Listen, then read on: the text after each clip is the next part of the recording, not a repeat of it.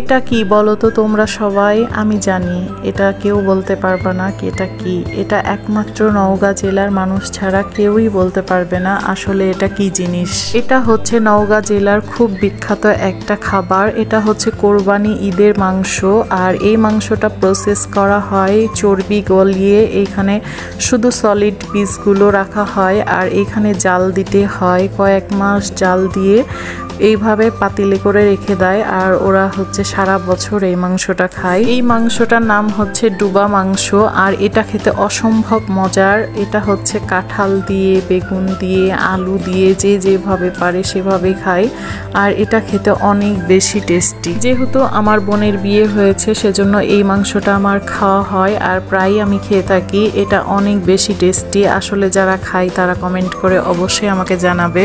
হঠাৎ করে আমাদের প্ল্যান হয় আর আমরা মিষ্টি খেতে চলে যাই। এইখানে হচ্ছে গরম মিষ্টি আর গরম গরম লুচি পুরি এইরকম পাওয়া যায়। তো আমরা রান্না মিষ্টি ঘরে চলে এসেছিলাম, আর মিষ্টি বরাবরই আমার অনেক পছন্দের, আর যদি গরম মিষ্টি হয় তাহলে তার কোনো কথাই নেই।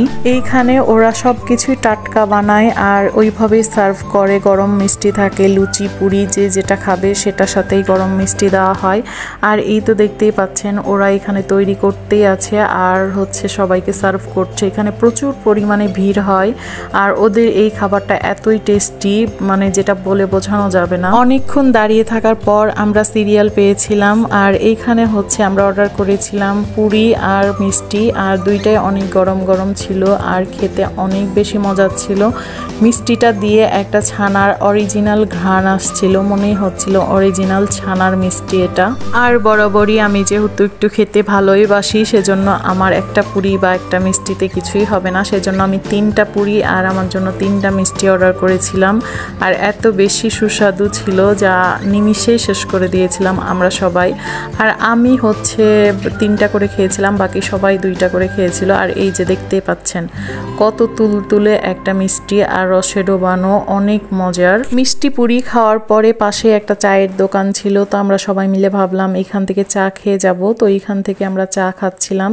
এখানে মাটির ভাঁড়ে সার্ভ করা হয়, চাগুলো অনেক বেশি মজার ছিল। তো আমরা এখান থেকে তেঁতুল চা খেয়েছিলাম। বাসায় এসে কিছুক্ষণ রেস্ট করার পর আবারও চপ, পেঁয়াজু, পুরি এইগুলো খেয়ে নিয়েছিলাম। আর আজকের ভিডিও এই পর্যন্তই। আল্লাহ হাফেজ।